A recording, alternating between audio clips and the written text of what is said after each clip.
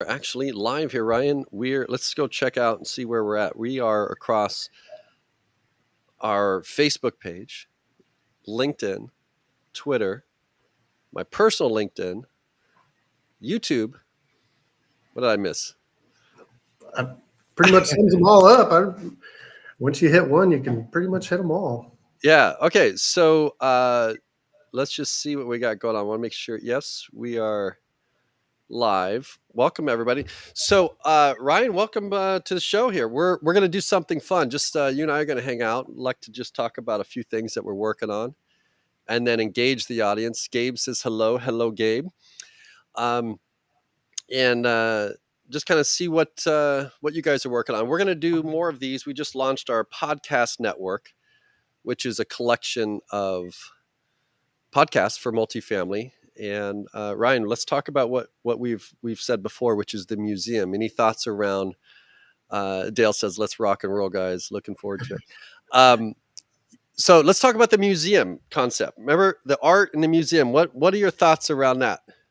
Yeah, it's I love the concept because a lot of people, they want to go see what their competitors are doing, what other people are doing, so they just line themselves up next to each other. But I think what we're trying to showcase is really that is shining light on people's their ideas, and instead of just lining yourself up against everybody else, shining a light and providing value in other ways that you hadn't seen before by educating the market and putting yourself in a position to where you can establish credibility and trust, and ultimately that makes your product and your ideas that much more valuable.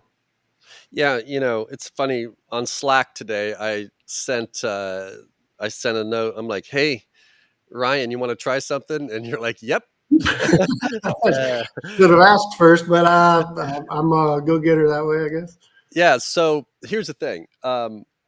We there's no agenda for this talk. One of the things I want to encourage everyone else to do is understand action. There's thinking, there's getting ready, there's all these things that we have to do to take action. But the reality is just getting into motion, letting the marketplace receive the art. In other words, it's not art until it interacts with the world, right? And so they can be appreciated and things like that. So what Ryan's talking about is oftentimes we have clients that call us and are talking about, how do I get into the industry where we can get our products launched and get people using them.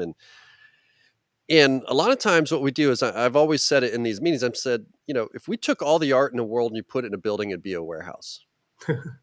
Right. So if you think about trade shows, right, everybody goes to one place to get seen. Well, if you put all the art, which we believe the businesses that create products and services are art, right? People took risks, started these businesses to solve a big problem.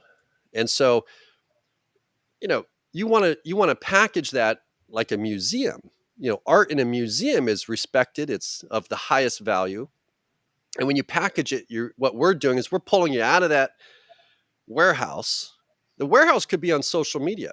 It could be in the podcast channels on Spotify, everywhere else. Like, you get lost in the mix. Our brands get lost in the mix. And so when we make the analogy that if you put all the art in the world and put it in a building, it'd be a warehouse. When we pull that one piece of art out of that building, put it on a wall, shine a light on it, frame it, package it, you can sell it for a lot more money because it's in the context and the packaging and the atmosphere of which the product is positioned. And so that's what we're talking about in terms of the museum aspect is. A museum has a curator, right? They're trained, they went to school, they understand the history, they understand the value, the contrast, all those types of things, which we at the Louvre, there's a curator or dozens of curators to the museum that have a story for each one of those, that when we go there as guests, that we definitely have a different perspective given the respect and all the teachings that went into those curators that be able to put that artwork into that museum. Yeah, that's absolutely right. Dale, so curious to see what the heartbeat of multifamily industry is right now, depending, with the recession. It's interesting because I look at other industries, um, look outside our industries, and you look at what like the automotive industry has been through. Um, just look at the trucking industry. Like so many industries have gone through much more complicated things, and I think some of the challenge right now is mindset. We've been winning so long, right? Um, in terms of recession, it's we've been we've capitalized some of these deals with and retraded after retrade, and every time we retrade, there's a new brokerage fee, lending fee, disposition fee, lender fee, due diligence fees, all that stuff that gets passed on to the customer. Now we've created an affordability problem, and so it'll be interesting to see how operators are finding new ways to get to their yields without depending on the general way of getting to revenue. So we've always been looking just at rents. And I think that we need to, to your comment, Dale, I think we need to look more at the business as a city, a moving, city with layers of networks on top of it, from utilities to internet services, now healthcare.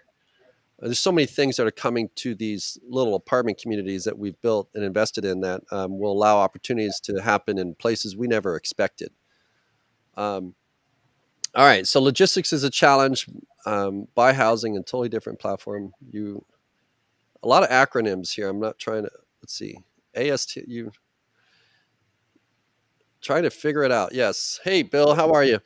So Bill's a great friend of mine. He actually is doing some really great things around mindset as well. And I'm encouraging Bill to do kind of what we're doing here.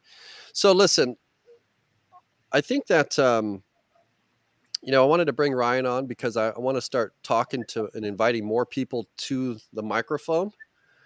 And we want to, it's okay, sorry. We want to bring, we want to extract the knowledge from more people doing great things in multifamily because we've been hearing from some of the same voices. And I think that we're on a hunt to find those voices. And we have some pretty exciting things that we'll be announcing soon that will unlock that potential within people. But Ryan, tell me a little bit about what you're experiencing. You just joined us, what, about 45 days ago? That's What, about what's right. what's been the early onset? What have you noticed most that maybe you didn't expect? Well, I'd say that all my different experiences brought me to multifamily leadership and just some of the different perspectives that we have, because being on the vendor side or on the real estate side, we're kind of in this place in the middle where we get to experience everything and get a lot of different opinions. And being on the vendor side, you have your narrow window that you are seeing the world through versus having conversations with people on the real estate side of the business that just broaden, real time problems and things that they're going through that just give a whole different perspective of how I might have interacted with them being on the vendor side.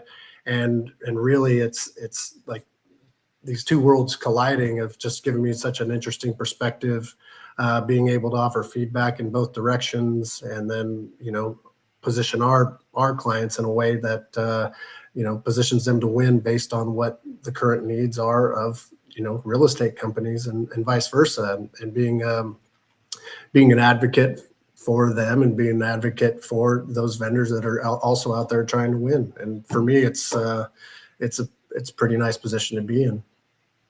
Yeah, I know that we've got a lot of different things we're going to structure in terms of value. We from news beat stuff to just the general thought leadership that comes along, telling a story about what a brand is, and you know most people look at it like the pursuit, the acquisition of the customer. Even in employees, you're seeing it where they're like, we can't find people. Yeah. Which I agree, it's challenging, but it's not as challenging as some other industries. It's just a matter of we haven't aligned the right resources. We haven't, for example, in real estate, we respect the word acquisition. And before they go in and purchase, let's call it a $80 million apartment community, they respect the fact that we've got to do third party. We spend a lot of money to figure out if this is a right investment. Is this going to be? Is this going to yield what we want? And so when you look at that word acquisition and you look at talent acquisition, the resources are very unbalanced. Like the acquisition of the real estate, a lot of money going into it. They scout it. They have acquisition people that find land, find opportunities. They go out and go where the opportunities are. But with employment, we're like, we think acquisition is posting a job and writing, job descriptions about how much you can lift. And it's not an ad. It's not exciting. It has nothing to do with the victories the job seeker is going to create. It has nothing to do with acquisition. You haven't scouted. The expectation is like, we're choosing. Whereas the customer is choosing today. The employee is choosing. So if you don't have the right content, the right brand, you're not telling the story about how you're working, what you're working on, what projects you're working on, the lives that you're changing inside organizations, and people are not going to raise their hand and want to work for you. You're I sitting think in that's the warehouse again, right? what's that? You'd be sitting in the warehouse again, right? Yeah, exactly. Yeah, you're just a listing on exactly. The warehouse in that case would be like Indeed, right? Like just another listing, right? So you got to pull yourself out of that. Imagine an interview with your company executive or your construction management team, and it's like you're on site or you're talking through the last lease up or you're talking through the way after you take over a property. Here's how it goes. Imagine that type of content sitting out on the internet so that people can learn and discover how you take care of investors, how you take care of your company, how you take care of your people, and how you show up for your residents. People would say, wow, I want to be a part of that. And they may be sitting at a situation that reminds them like the complete opposite, right? And so now they're in your LinkedIn saying, if there's ever an opportunity, I heard the podcast about how you guys do your improvements and all that stuff. If there's ever an opportunity, just let you know, like, I'm there for you. Like, that's the future of recruiting. Um, Thank you, Dale. I'm just riffing here. I don't even know what we're talking about. It's like jazz. Yeah, exactly, exactly. Yeah. So, Welcome to the industry, Sarah. Yeah. Sarah? What do Yeah. we have? This is super helpful podcast. Okay. So, Sarah, wonderful. What industry did you come from? Um, and I'm curious, what your first experiences are like. Maybe we need to interview you, right? Um, Send us an email or just message me, and I'd love to talk to you about what that first experience was like coming to the industry, what your first expectations were, and what made you make the move, that kind of stuff. Um, a lot of wealth is created in multifamily, and I'd love to see more people that work and show up at these events and stuff actually own. A lot of people are trying to like get to the next level, but it's like, let's help them create passive income and cash flow and be the owner, through those initiatives. All right, let's see here. I'm looking at some comments. Business is booming, but can't reach the masses for the same time I put in. Bill, yeah.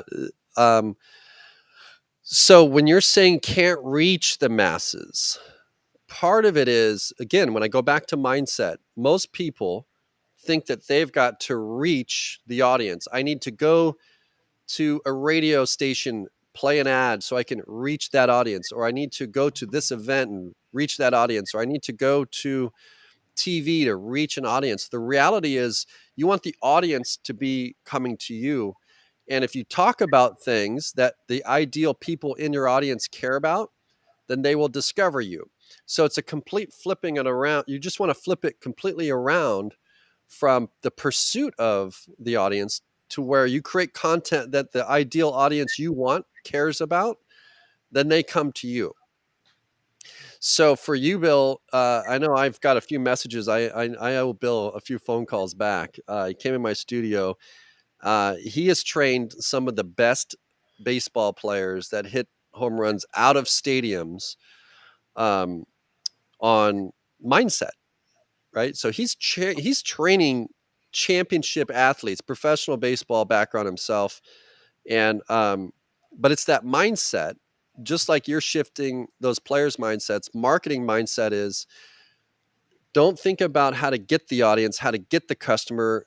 Think about the kind of customer you want to spend time with. What problems do they have? What opportunities do they want to create? And then create content that helps them get to those things. Either helps them knock a problem down or helps them create the opportunity that they want. And eventually, what you're finding is everybody has this TV in their pocket, radio, computer in their pocket.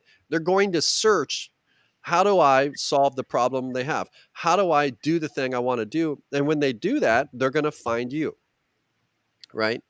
And that's really the thing. And the reality is, we're going through a time where you can really compete and play offense, and you have the opportunity to do that, right? Um, and I know you, Bill, have all those stories, and we were talking about doing like a weekly or monthly Zoom, but there's never been a better time in the world to um, to do these things. All right, so let's go to Sarah's question or comment. We asked her how she made the move into multifamily. It looks like the power tool industry, she says, big difference, but a lot of people would claim that the multifamily industry's been behind in a sense from the technological standpoint, whether it's marketing or other innovations that are happening from the manufacturing side, maybe. But I think using your lens and approaching our industry will probably benefit you in some way, getting some fresh eyes on things that otherwise people have been stuck in a rut, not adopting technology, or innovation in other ways. So, we welcome it. And this industry needs support because, as we know, with the employment being the way that it is in our industry, and a lot of operators are struggling to find good talent. I think it's good that you're making that jump. Yeah. What are you excited about, Ryan? You want to host one of these podcasts? I think we're on our way. I'm open to ideas from the group to hear what they'd like to hear about. Definitely some of the ideas flowing through there in the chat. Yeah, I think we're getting most of our conversations from LinkedIn Yeah. comments. Let's see. Yeah. Sarah, you're right. Especially on the marketing side, content is king. You're touching on something very dear to my heart, whether it's reverse engineering the way we think about reaching people, educating them, coming from a position of trust. I think is more beneficial than just writing a giant check to Google or Facebook. Not to say that it doesn't work, but you got to have an approach to where people are confident when they engage in a conversation with you that you've educated them on things that they care about, not just force feeding your message to that audience. So, well said. Ryan, what you said there is super powerful, and also Sarah, this content is king is super powerful. But I will tell you, nobody cares about our products and services. What happens is people do believe content is king, and what they do is they start talking about the stuff they have. I have this service, I have this technology, here's what it does, here's how it works, come buy it. And the reality is nobody cares. And it's not that nobody cares, it's just our human brain doesn't like um, connect to it to where they're thinking, where they pay attention to it, right? So it's like, how do you cut through the noise? So when you talk about content, you want to, nobody cares about our products or information. They want their problem solved, or they want to create a bigger and better opportunity. So you want to frame your content in context to the problem they want to solve. Right? So for example, let's just say if we're talking about smart home technology, there's nobody that wakes up that says, I want smart home technology. I want self-guided tours. what they want to do, what's the problem that they have? Right now, people are quitting on a Sunday. They don't want to work Sundays. So when you frame like smart home tech, self-guided tours, it's something like, instead of, hey, I have self-guided tour technology, buy it. Right. It does this, it does that, it plugs in this way, it does, all the integration, blah, blah, blah. Right? What about imagine, we have a product that can help you lease apartments even if somebody quits. On a Sunday, after hours. So on. Yep. So the messaging is super important, not just what you have and what it does, right? In terms of content. Solve their problems, says Sarah. Yes.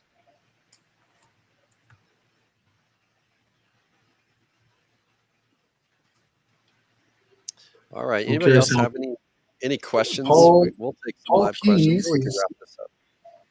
Paul Keys is thinking about green building strategy in multifamily new construction. That's a big topic. A lot of How are we thinking about green building strategy and multifamily new construction? I'll tell you. It's not a matter of if. Yeah. It's definitely top of mind for all builders. A lot of Yeah, pressure. I don't know enough to talk about it myself, but I can tell you the conversation right now is not if, it's just a matter of all the other costs and everything. Is, do the deals even make sense right now? In the environment we're in. So I think it's um, aligning with the right experts that can walk you through those things. Yeah, and there's tons of people innovating in the space. Every aspect, windows, other thermal imaging technologies, a lot of data to support it. Yeah. Building materials being made from algae-based composites and things like that. That a lot of those things are out there. Like you said, just not enough to know to speak to it, but Yeah. there's plenty of people that are. What else you got, Ryan? I'm kind of losing my voice here. I got, I was talking all day yesterday. Yeah. Well, I'm just on a road show. I just appreciate the support from the viewers, and look forward to many more sessions with you. Okay.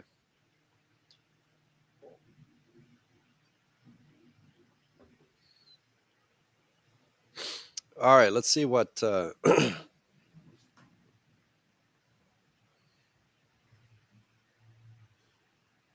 Yeah, Dale, you're right on. There's a lot of people out there measuring every drop, every electrical current, every window, every seal in a window, and everything like that. You're right, absolutely right. We've got an event coming up next Tuesday around finding money for NOI growth. I don't think we promote it yet. Where can they go? Multifamily Leadership. Just subscribe to join free. Maybe you can direct them there, Ryan. Sure. But it's multifamilyleadership.com. I'm gonna have to sign out here because I'm literally losing my voice as I'm talking. So, but just go to multifamilyleadership.com. Join as a member, and I think this week, Friday, we'll send out an email. But it's a free event. We're going to find some value in an area that most people are missing. All